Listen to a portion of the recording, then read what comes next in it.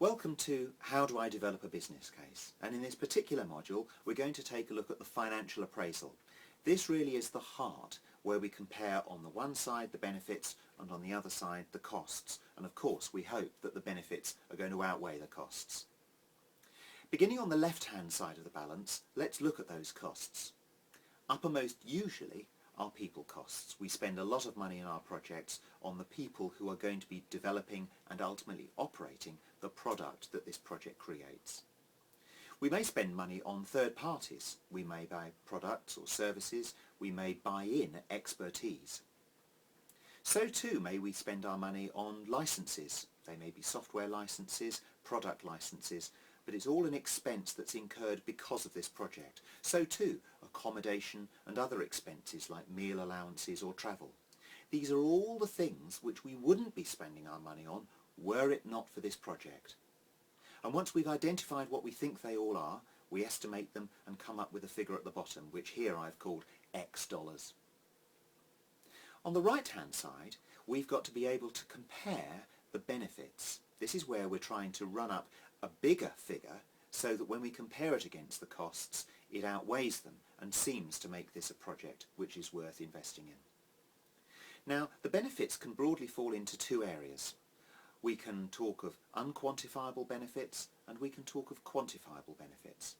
Now, I'm going to hopefully try and dispense with the unquantifiable benefits because I don't really think that they make a very good argument. If you think perhaps about an example, let's take improved customer satisfaction. This is where we think a project is going to generate more satisfied customers. So let's just think about this. We're asking our business to spend maybe $20,000 or $30,000 on the one hand, and on the other we're going to promise them improved customer satisfaction. If it was me, or if it was you, you'd be hoping that you were going to get improved customer satisfaction leading to some sort of increased revenue perhaps, something bigger than the expense that we're incurring. And so it follows that when we talk about improved customer satisfaction or any of the other so-called unquantifiable benefits, we really ought to be seeking to turn them into some sort of commercial measure, because it's only in that way that we can compare them with the costs and make some judgment about whether one's going to outweigh the other. A slightly more obvious example, a quantifiable benefit, is new customers. This is where perhaps we would see increased revenues coming as a result of gaining new custom. An alternative measure could be cost savings. Perhaps we're going to remove some expense from the business by running this project and ultimately save money. We might contribute to the organisation's forward movement. Perhaps we're moving into a new market, so the project would be justified on the basis that we make some contribution to strategy. But of course we do have to turn this into a commercial measure, otherwise we can't compare it with the investment that we're expecting the business to make. A good example is regulatory compliance.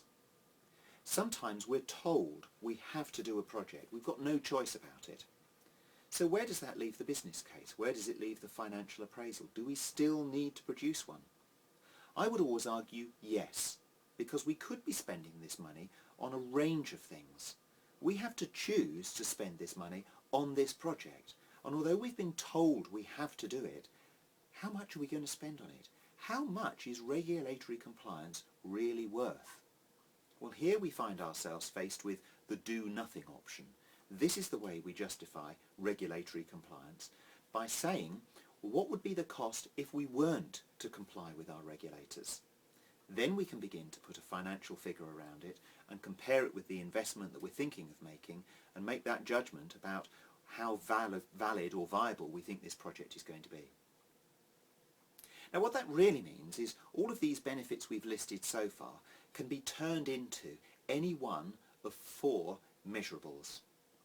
Let's begin with the most obvious, increased revenues. We used this when we were talking perhaps about improved customer satisfaction or new customers. We're getting increases in revenue, and that's a commercial measure which we compare against the costs. The same might be said of reduced costs. This is where we take expense out of the business and we can put a worth on that. So too, improved productivity. This is the counter of reduced costs. This is where we say the costs will remain the same in our business, but we can leverage greater benefit from the resources that we already have engaged. And the final is mitigated risk. This example of regulatory compliance, the do-nothing approach. If we weren't to do this thing, what would be the risk that we'd face? And can we put a value on that? So as we come to the end of the financial appraisal, we hopefully have a set of figures on one side which conclude the benefits, and we have a set of figures on the other side from which we can identify the investment. We compare one with the other, and we look to see whether the benefits outweigh the costs. That's the heart of the financial appraisal.